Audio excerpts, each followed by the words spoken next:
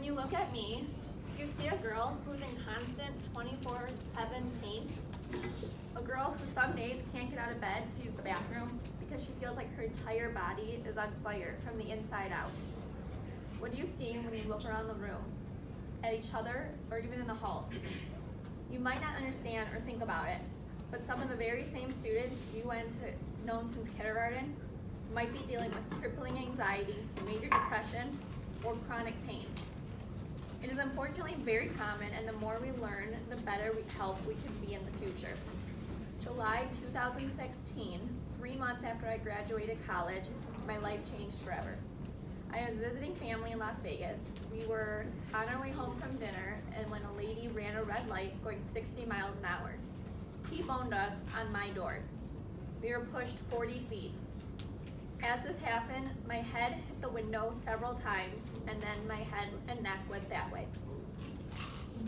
As I am here today only because of the car I was in.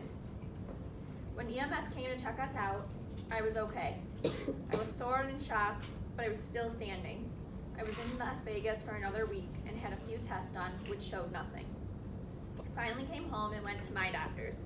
I was sent to a chiropractor and was told a lot of my symptoms were depression. I knew something wasn't right. I was always in a fog and had pain where I was hit. That went on for 4 months.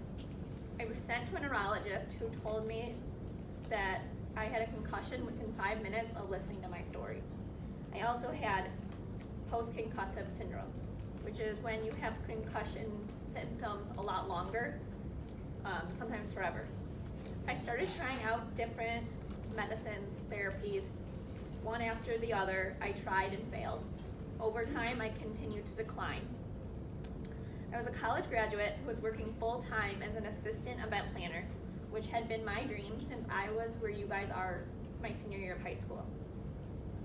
I started to notice that I was having a difficult time concentrating and often having to ask about the same task over and over. I knew there was something off, or there wasn't something right, because I never did that. I was always on top of everything. I spoke with my doctor, who decided to take me off work. I continued to go for testing, one of which included a neuropsych exam that took place over 2 days. The results showed I had lost IQ points, and I was in the low percentile for certain skills. That was a hard pill to swallow, as I had graduated from Michigan State and on the dean's list. At one of my appointments, my pain management doctor basically told me that this was in my head and that I'm healthy. I should be jumping for joy.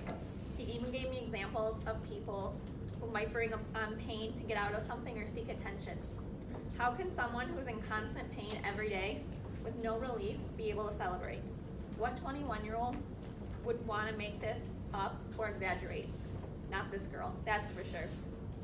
About a month later, after having more tests and being in the hospital for a few hours from such severe pain, I was sent to a new pain management doctor who told me I had central pain syndrome.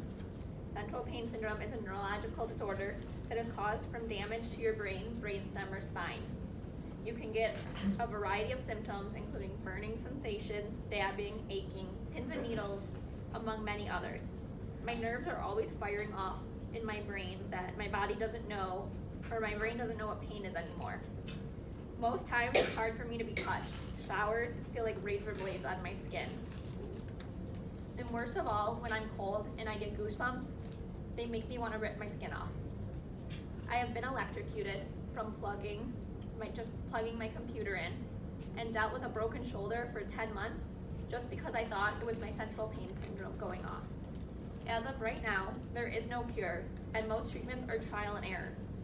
I am currently on no medication other than what I was on before the accident. During the past few years, especially when I didn't work, I was so down on myself. I felt like the biggest failure and like the weight of the world was on my shoulders.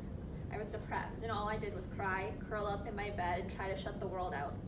I had an amazing support system in my family, friends, and my boyfriend. If I wouldn't have had them, I'm not sure where I'd be today. Some days when the pain is off the charts, I become afraid for the future, afraid that I will be like this every day for the next 50 to 60 plus years. I fear that I will never be good enough because right now I still don't work full time. I fear that maybe one day in the future it'll be hard for me to have kids. Most of all, I fear that I'm a burden to everyone I know. I started to think about how to take this horrible situation and turn it into something positive. I wanted to stop being negative as much as I could so people around me would want to continue to be with me.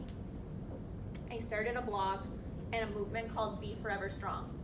It is to raise awareness on chronic pain and mental health. I realized I need to be my own advocate because no one knew me better than me, including the doctors. In the last 3 years, I have written and published 2 novels, I've blogged, and I have a podcast called With Love Alexa. I want to be able to help others dealing with situations like mine and feel like they can't go on. Doing everything I have done has made me realize that as bad as the situation is, maybe I was meant to be the one to go through it, to have the platform to help others. I want you to know that you can go on. I want you to know that you need to go on and fight.